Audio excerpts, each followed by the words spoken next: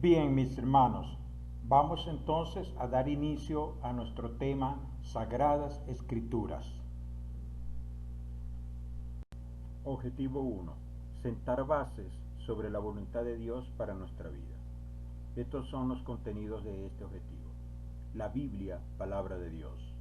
2. Dios ha hablado y ha obrado para salvar. 3. Las Escrituras son verdad de Dios. 4. La postura bíblica histórica. La Biblia, palabra de Dios. Y aquí un texto archiconocido por el pueblo cristiano. Hebreos 4:12. Porque la palabra de Dios es viva y eficaz y más cortante que toda espada de dos filos, y penetra hasta partir el alma y el espíritu, las coyunturas y los tuétanos, y discierne los pensamientos y las intenciones del corazón.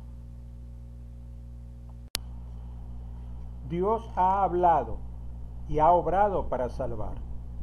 Si Dios mismo nos hubiera dado a conocer, el hombre no habría llegado nunca por sí mismo a tener un claro y correcto conocimiento de Dios.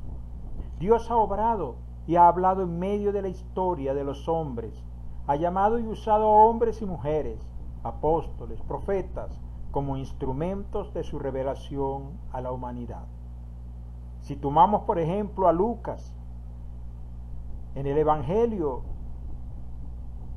y también en Hechos, este autor hace mención a personajes como los de la dinastía de Herodes, Poncio Pilatos,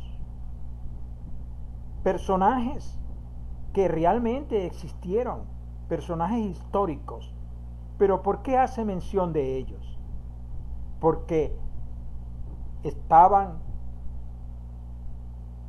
presentes en el contexto en que el Verbo se hizo carne. Quiero decirles que nuestra fe es histórica, porque realmente Jesucristo, el Hijo de Dios, se hizo hombre y vivió y anduvo en Palestina, como dice la Biblia, haciendo la voluntad de Dios, caminando en obediencia al Padre. Por eso decimos que Dios interviene en la historia.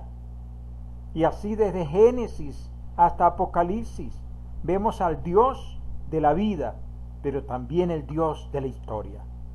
En una ocasión Dios fue hasta Caldea y se reveló a un joven a quien le llamó para que fuese hasta la tierra de Canaán. Me estoy refiriendo a Abraham. Dios se dio a conocer, Dios intervino en la historia de Abraham, porque por medio de su simiente Dios traería salud y bendición a esta tierra. Nuestro Dios es el Dios de la historia. Como hace mención el apóstol Pablo en su discurso en Atenas, citando a uno de los poemas de los poetas de su época. En él vivimos, nos movemos y somos, porque Dios fue quien puso un lugar de habitación en la historia de los hombres para todos los pueblos de la tierra. Dios es el Dios de la historia y nuestra fe, por consiguiente, es histórica.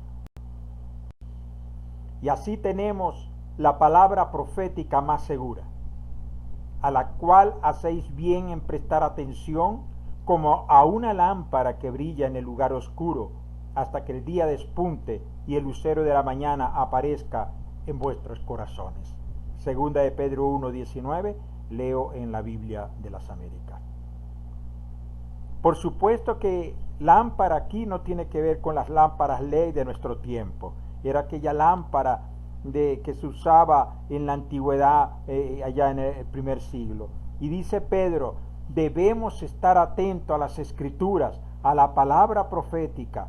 Para aquel tiempo sería la Biblia hebrea, lo que hoy es para nosotros el Antiguo Testamento, porque todavía, por supuesto, el Nuevo no sabía todavía escrito. Y el apóstol Pedro dice que la palabra de Dios, su palabra profética, viene a alumbrar las tinieblas de nuestra vida. Las tinieblas de la ignorancia, de la ignorancia, del pecado, de la confusión. Debemos estar atentos, hermanos, porque para ello Dios ha hablado y no se ha quedado sin testimonio. Pues ninguna profecía, agrega Pedro, fue dada jamás por un acto de voluntad humana. Ya lo hemos dicho, fue iniciativa de Dios darse a conocer. Y por eso hombres inspirados por el Espíritu Santo hablaron parte de Dios. La revelación de Dios en la historia y la salvación que se desprende de esa autorrevelación, porque ya hemos dicho, es Dios quien decide revelarse al hombre, a la humanidad. Por eso se habla de autorrevelación divina, que culmina en Cristo, como bien dice Pablo, que a los antepasados habló por los profetas y de diferentes maneras, de diferentes formas de testimonio divino, pero en los postreros días habló por Jesucristo. Se trata de hechos históricos, únicos y sin paralelo posible. Mis hermanos, la palabra de Dios, la Biblia, ha pasado por todos los filtros como ninguna otra obra, como ningún otro escrito de la humanidad.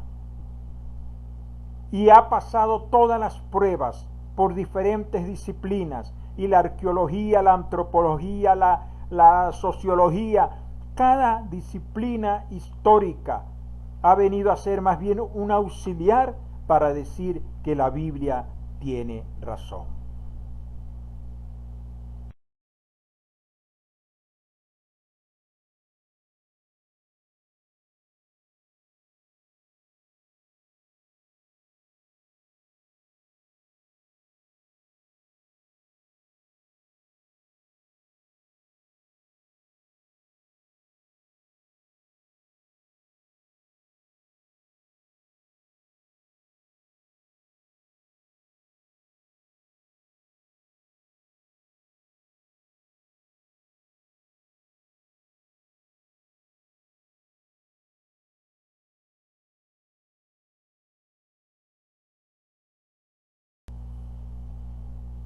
Inerrancia, una palabra que con la cual tal vez muchos de ustedes no están familiarizados.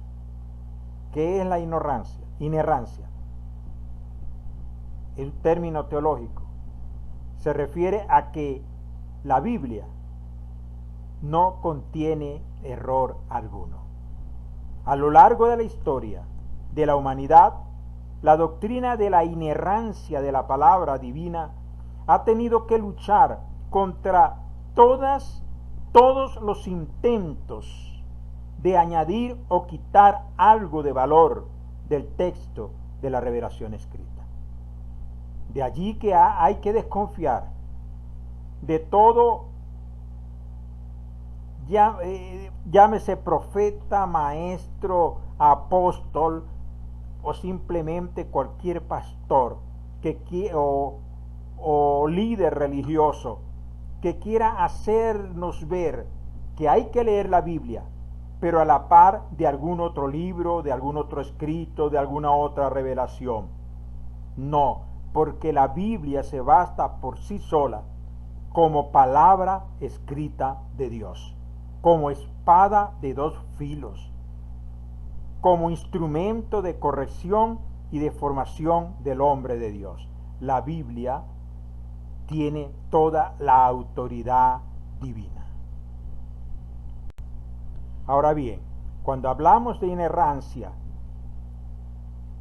lo que queremos decir es que la Biblia no solo es precisa en asuntos de fe y práctica, sino que es precisa y sin error con respecto a cualquier afirmación contenida en sus páginas. Es la palabra de Dios que no miente. Hay dos versículos allí, Hebreos 6, 18, Tito 2, donde nos enseña que es imposible que Dios mienta. Sea Dios veraz. y todo hombre mentiroso. Jesús mismo lo corroboró cuando dijo, la escritura no puede ser quebrantada. Juan 10:35. Y hasta que pasen el cielo y la tierra, ni una pizca, ni un punto pasará de la ley hasta que todo se haya cumplido. Mateo 5:18.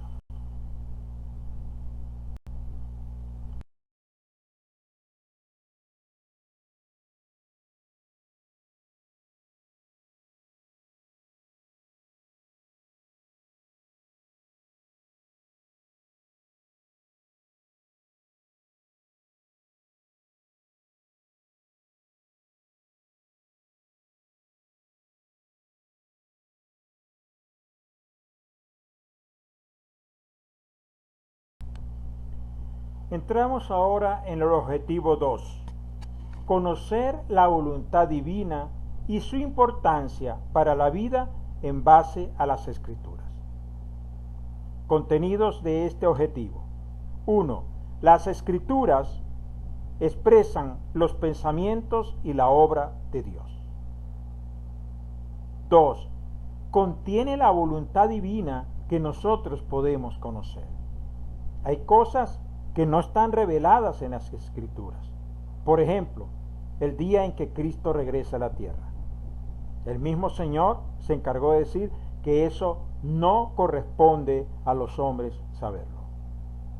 Pero todo lo que se ha dado a conocer del Padre, de Jesucristo, de su obra redentora, todo lo que se ha dado a conocer es suficiente para darnos esa sabiduría para conocerlo a Él, y es suficiente para alcanzar salvación. 3. Todo el bien que ha proporcionado la Escritura a la humanidad. Pensemos, por ejemplo, en los grandes compositores, sus obras, la letra, el mensaje de sus grandes composiciones basado en la palabra de Dios. De allí que se habla de música sacra incluso. Pensemos en Beethoven, en Vivaldi, en Mozart, cómo ellos proporcionaron tanto bien a la humanidad para el crecimiento, para el engrandecimiento de la cultura, de la música del hombre, basados en la revelación divina. Asimismo, las grandes esculturas, las grandes pinturas que tuvieron como tema la divinidad, la creación de Dios, el hombre hecho a su imagen. Tanto bien que ha proporcionado la Escritura a la humanidad. Pensemos en organizaciones, por ejemplo, la Cruz Roja de la Internacional. No quiero decir que eso fue creación de un cristiano, de un protestante necesariamente, pero quienes propiciaron su creación fueron personas que actuaron para traer bien a la humanidad, porque eran personas con principios cristianos, con temor de Dios. 4. La Biblia, la revelación divina, transforma a los individuos y pueblos enteros con su poder salvador y su poder edificador. Como las naciones que desde su fundación, sus principios, basados en las Escrituras, alcanzaron un desarrollo pleno. La historia de hombres, testimonio de hombres cuyas vidas fue transformadas por el conocimiento de las Escrituras. La reforma misma se dio cuando hombres creyentes, preocupados por cómo la iglesia se venía corrompiendo, buscaron una salida en la palabra de Dios. No debemos desaprovechar la oportunidad que el Padre nos ha dado de conocer su voluntad expresa para nuestras vidas. ¿Queremos conocer la voluntad de Dios? Vayamos a las páginas de la Biblia.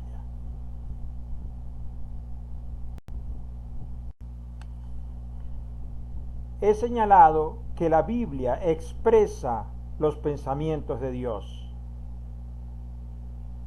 Como dice Jeremías 29:11, porque yo sé los pensamientos que tengo acerca de vosotros, dijo el Señor, pensamientos de paz y no de mal, para daros el fin que esperáis. Un pensamiento es de Dios si conduce al progreso y al perfeccionamiento. Fíjense, todo lo que se hace mal se puede mejorar y hacerlo bien.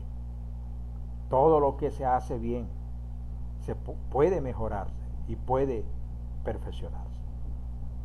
Se dice que el gran inventor Thomas Edison, para llegar a sus grandes inventos y descubrimientos, hacía muchas pruebas y tuvo muchos errores, pero cada error que cometía, decía él, descubría una manera cómo no hacerlo, y entonces buscaba hacerlo de otra forma. Un pensamiento es de Dios si conduce al progreso y al perfeccionamiento, no a la involución, no al retraso, no devolverse de lo que hemos alcanzado. No, el pensamiento de Dios conduce al progreso y a hacernos cada vez mejores personas, por supuesto, mejores creyentes, mejores ciudadanos, etc. Un pensamiento es de Dios si lleva a una forma mejor de hacer las cosas. Ya he puesto el ejemplo de Thomas Edison. Todo lo que se hace bien se puede mejorar, más todavía. Sí, a veces queremos hacer cosas, pero en el intento fallamos y a lo mejor podemos ofender a otros, podemos lastimar. Pero el pensamiento de Dios nos va a llevar a hacer las cosas como debe hacerse. No como creemos que se hacen, sino que el pensamiento de Dios nos va guiando. Como dice el canto, senda Dios hará donde creas que no hay. El Señor va enderezando nuestras veredas, nuestros caminos, porque sus pensamientos nos llevan nos revelan en qué podemos estar fallando para hacer mejor las cosas. Un pensamiento es de Dios, sí, conduce a la fe y al testimonio, no a la depresión, no a la confusión, no a la angustia. No, nos lleva a tener fe. Como dice, la fe es por el oír la palabra de Dios. La fe viene por captar los pensamientos de Dios tal como han sido revelados en las Escrituras. Nos lleva a tener testimonio de que Dios está con nosotros y de lo que Dios quiere hacer en y a través de nosotros. Un pensamiento de Dios sí conduce a la compasión, no a querer todo para nosotros solos, no a querer a progresar nosotros y que otros se arruinen, no a avanzar nosotros y que otros vayan quedando en el camino.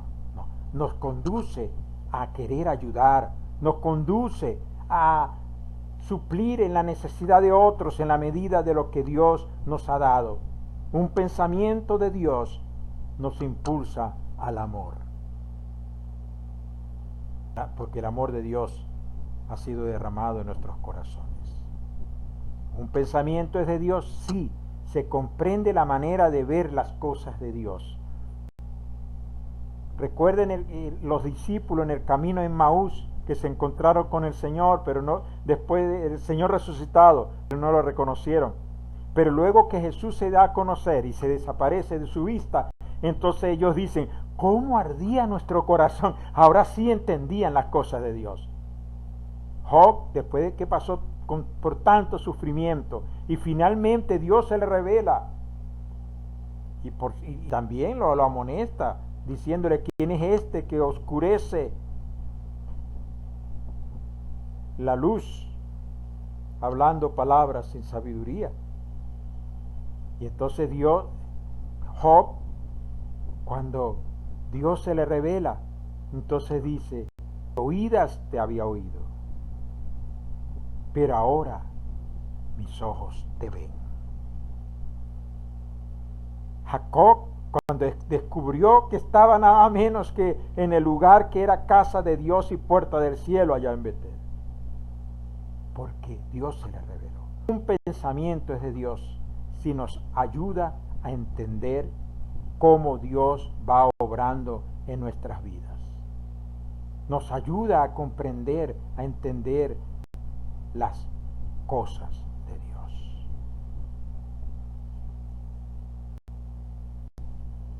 Bien, mis hermanos, así llegamos al objetivo 3. Inspiración y revelación de las Sagradas Escrituras. Contenidos de este objetivo. 1. Definición de revelación. 2. Definición de inspiración. 3. Jesús y las Escrituras. 4. Autoridad y canonicidad de las Escrituras. En la clase de hoy solamente vamos a considerar los dos primeros.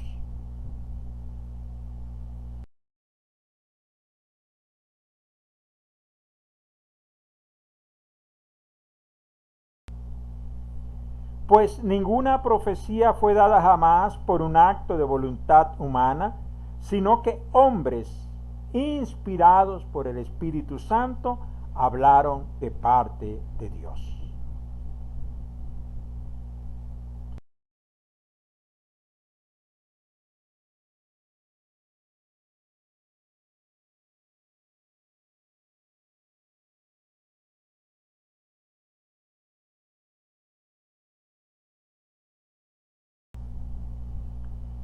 Toda la escritura es inspirada, literalmente exhalada por Dios.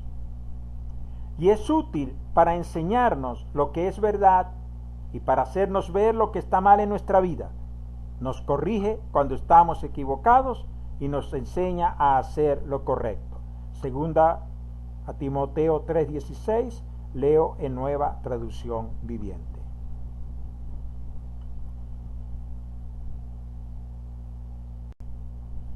Inspiración.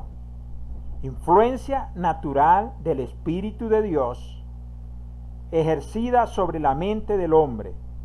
Influencia que capacitó a los profetas, apóstoles y demás escritores bíblicos para exponer la verdad divina sin mezcla de error. De latín inspirare, soplo de Dios. Como ya decíamos, el aliento de Dios. La inhalación de Dios, la exhalación de Dios. Salmo 33, versículo 6. Por la palabra de Jehová fueron hechos los cielos, y todo el ejército de ellos por el aliento de su boca. Fíjense que aquí hay una reiteración. El primer verso dice, por la palabra de Jehová fueron hechos los cielos. Y luego el segundo verso, ampliando el sentido, y todo el ejército de ellos, es decir, de los cielos, por el aliento de su boca. El término, como dije, viene del latín inspirare, del hebreo nesamak, que significa poder omnipotente, del griego theonesto, aliento creador. Vamos a estar considerando 5 características de esta inspiración divina en los autores de las Escrituras. Se dice que esta inspiración es divina, no humana. Como ya hemos leído, no fue que los autores de las escrituras se propusieron escribir en nombre de Dios. No, fue que Dios los inspiró a escribir. Por esa razón es una inspiración divina, no humana. Nació del corazón de Dios. Es Dios quien exhala, quien imparte el aliento a los escritores sagrados. Es única, no común. Un compositor se inspira para escribir una canción, para componer una pieza musical. El poeta se inspira para escribir unos versos. El pintor para realizar su obra. Eso es un tipo de inspiración. Pero nada que ver con la inspiración de los autores, de los que escribieron, de los que recibieron la revelación y la transmitieron por escrito en las escrituras. Ningún predicador, ningún maestro de las escrituras tendrá jamás la inspiración que tuvieron los autores sagrados, que tuvo un Moisés, un Pablo, etc. Ellos deben basar sus predicaciones, sus enseñanzas en lo que escribieron aquellos, porque su inspiración fue única. Y si añaden algo, no es de Dios. Es una inspiración viva, no mecánica. Dios no anuló las facultades de los autores sagrados. No se trata de escritura automática. Observemos, por ejemplo, al apóstol Pablo, cómo en sus escritos, debo decir primero, o seguramente ustedes lo han manejado, el apóstol Pablo, judío por ascendencia, pero era también un ciudadano romano y algo conocía del derecho romano, porque fíjense que en una oportunidad él reclamó sus derechos como ciudadano del imperio y apeló incluso al César, es decir, él conocía de leyes, al menos conocía sus derechos, pero también conocía las filosofías de su tiempo. Seguramente había leído o escuchado de Platón, de Aristóteles. Era un hombre que conocía la vida, su sociedad, la sociedad donde se desenvolvía. Por eso, en sus epístolas, por allá en Corintios, él habla de los maratonistas, de los atletas. Algo sabía de los Juegos Olímpicos de Atenas. Cuando habla en Efesios acerca de las armas de la fe, él usa una metáfora en torno al soldado romano. Por eso habla del casco, del escudo, de la espada, de la cota o malla protectora, de los zapatos del soldado. Es decir, Pablo no tuvo que renunciar a todo su bagaje cultural. Al contrario, Dios lo utiliza como herramienta para transmitir el mensaje. Si nos vamos al Antiguo Testamento, vemos cómo Dios le reveló a Moisés todo lo relativo al culto a Dios, a la adoración a Dios, al sacerdocio, a los sacrificios, pero también imparte leyes morales, leyes que tenían que ver con la higiene del pueblo, la higiene personal inclusive. Por eso se dice que cuando alguno tenía que hacer una necesidad fisiológica, por ejemplo, tenía que salir fuera del campamento con su estaca para, una vez hecha su necesidad, tenía que escarbar, cubrir aquello. Por higiene, para sanidad del pueblo. Asimismo, mantener la casa limpia, Cuando alguien era sanado de la lepra, también que tenía que examinarse la casa de que estuviera limpia, hacer ciertos rituales o cumplir ciertas técnicas para garantizar la higiene en la casa. También hay leyes sobre los alimentos. Es decir, nada es mecánico. Dios está hablando, un Dios vivo que no tiene comunión con los muertos, sino con una comunidad de gente viva. La inspiración también es completa, no parcial. No se puede decir que todo lo concerniente a la fe, a lo espiritual, a la santidad, etcétera, eso es inspiración total, no hay error allí. Pero algunos datos históricos, geográficos, etcétera, puede haber error en ello, eso no fue inspirado, no. Todo lo que está registrado en las Escrituras es inspirado por Dios. Debo aclarar aquí, sin embargo, que nadie tiene los escritos originales. No hay ningún museo, no hay nadie que tenga, ninguno de los originales aparecieron. Todo lo que hay son copias y copias de copias.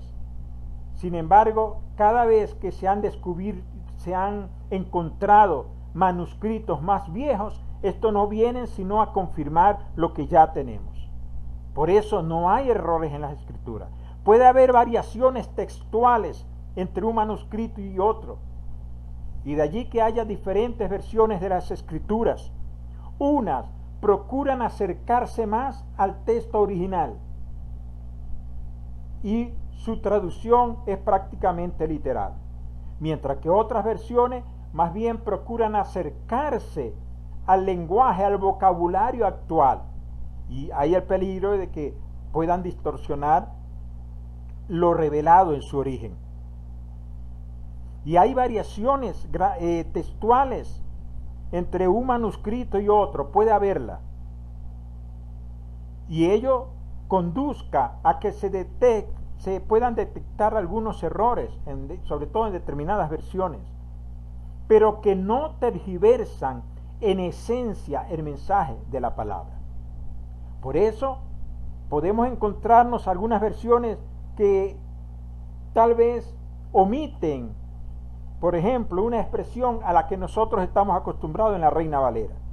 Y entonces algunos, pues que esta nueva versión o esta versión tal o cual es una versión apóstata. No, porque generalmente ellos tienen una referencia que te indican, esto no se encuentra, palabras más, palabras menos, y hablando coloquialmente, esto no se encuentra en los manuscritos más antiguos, por ejemplo. Hay un texto que algunas versiones señalan o inclusive llegan a excluir, que es 1 Juan 5:7, que dice: tres son los que dan testimonio en el cielo, Padre, Hijo y Espíritu Santo, y estos tres son uno.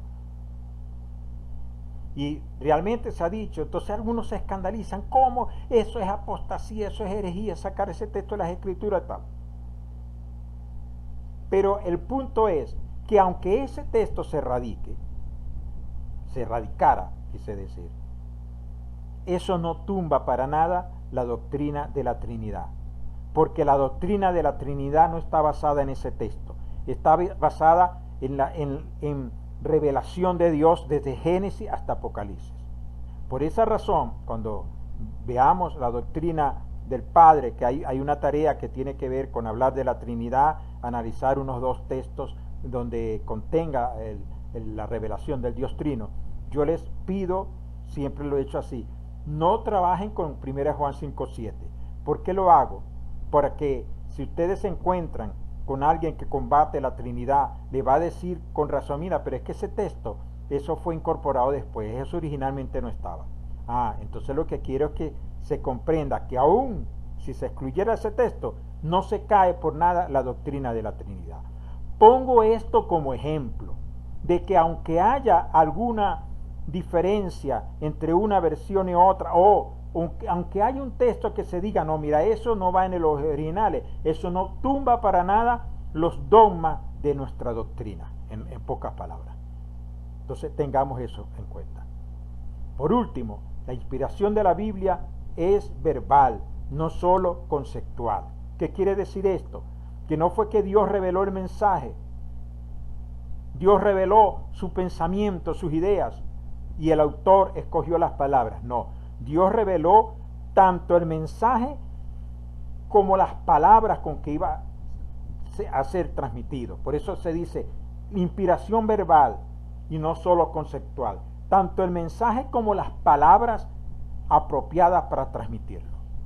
Me gusta, cuando toco este tema, destacar algo que aprendí de muy temprano. Y es que la Biblia incluso tiene registros inspirados de palabras no inspiradas. ¿Qué quiere decir esto? Por ejemplo, el diálogo de Adán con la serpiente. La serpiente actuó como un instrumento de Satanás. Y todo lo que dijo la serpiente, bueno, no sabemos si todo lo que dijo, pero lo que aparece registrado en Génesis, las palabras que dijo la serpiente que están registradas en Génesis, esas palabras no son inspiración divina. Pero el haberla registrado, el hecho de registrarla sí fue inspirado por Dios. O en el libro de Job, cuando aparece otra vez Satanás hablando, sus palabras no son inspiradas por Dios. Pero el hecho de registrar esas palabras en la Biblia fue por inspiración de Dios. Entonces por eso dije, registro inspirado de palabras no inspiradas. Porque la inspiración no solo es conceptual, sino también verbal. Por eso hoy en día en el estudio, bueno, ha sido siempre, pero cada vez se ha divulgado más, que la mejor manera de hacer una interpretación de un texto es buscar ayuda en el diccionario sobre las palabras con los originales. Eso no quiere decir que si usted no estudia el hebreo o el griego no pueda estudiar las escrituras, no, pero podemos comparar varias versiones para entonces afinar el sentido de qué es lo que quiere decir. Eso hice yo siempre cuando estudiaba la Biblia. Me gustaba comparar la Reina Valera con otras versiones, inclusive la versión Dios llega al hombre, o versión popular, que muchos rechazaron. Y yo mismo no me acostumbraba a sus expresiones, pero el comparar una y otra versión, o sea, varias versiones, inclusive versiones católicas de la Biblia, un pasaje, al compararlo, eso me iluminaba para poder entender e interpretar. Porque una cosa debemos tener presente: lo que leemos en un pasaje de la Escritura no puede significar para nosotros hoy algo diferente o contrario a lo que significó para los lectores o los receptores originales, salvo las diferencias culturales, que hay cosas que existían, usos y costumbres de aquellos tiempos que hoy no existen. Hoy tenemos otra manera de vivir, de vestir, de comer, de andar, de trabajar, etc. Son culturas diferentes. Pero más allá de las diferencias culturales, lo que dice un pasaje hoy no puede ser distinto a lo que quiso transmitir el autor a sus receptores originales en su época. Eso es una ley que debemos tomar en cuenta.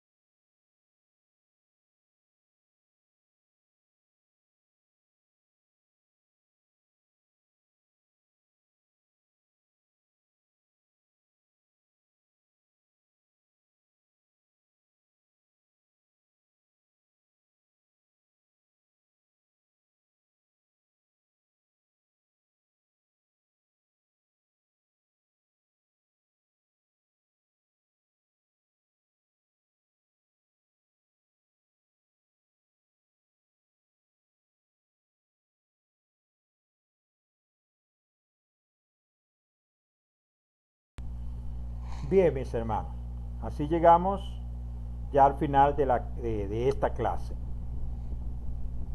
Y allí una imagen corresponde a Gabriela Mistral, Premio Nobel de Literatura por allá por 1945, poetisa chilena, quien escribió mucho acerca de la Biblia, era una mujer religiosa, y allí hay un pensamiento que comparto con ustedes.